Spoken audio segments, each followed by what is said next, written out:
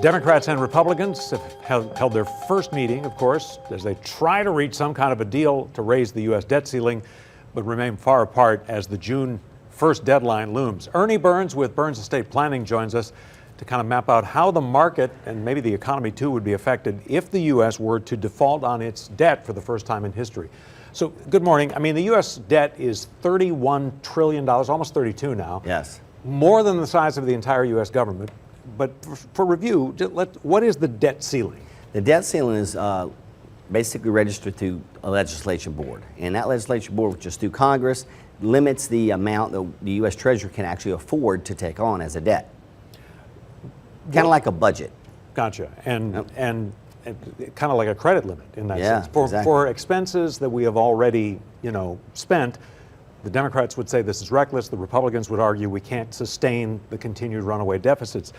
What would be the consequences if the U.S., the United States government, defaulted on its debt?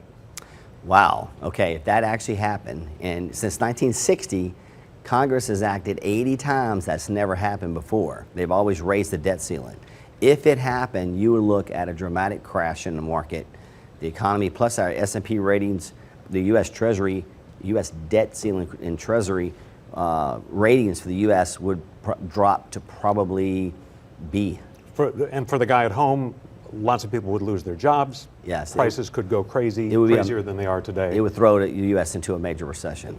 Based on that, if you look at the stock market, which isn't great right now, but is kind of just sort of moving along a little up, a little down, the market seems to have priced in the idea that this will get resolved. They have, although they're holding back a little bit too, but they haven't taken any type of dip, and it's getting closer and closer to that deadline.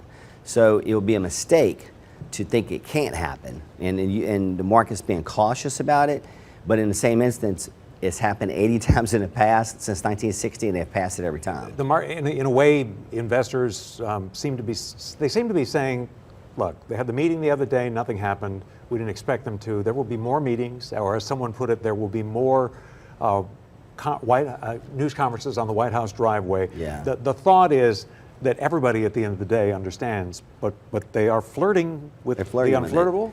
Back in 2011, we had a debt crisis with this, trying to raise this ceiling. They went on for a month and a half. The Dow Jones and S&P 500 dropped 8% during that time period. Now, once it was passed, it was dramatically shot back up in a good bull market.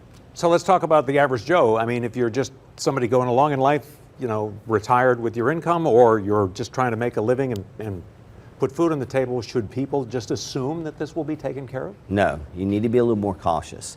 Now, if you're 20, 30 years old, you're going to be okay long term because you're just investing. If the market goes down, you're buying shares cheaper. But if you're retired right now, you got to be cautious how you're investing. Because if this debt ceiling is not increased and we go into a major recession, there are only certain positions in the market, certain stocks in the market that are going to do well in a debt ceiling issue. All right, it's not spooked yet, so we'll see how it plays out. Ernie Burns, thanks as always. Thank you. 7:49. What Ernie said, Zach, is that I can't spend any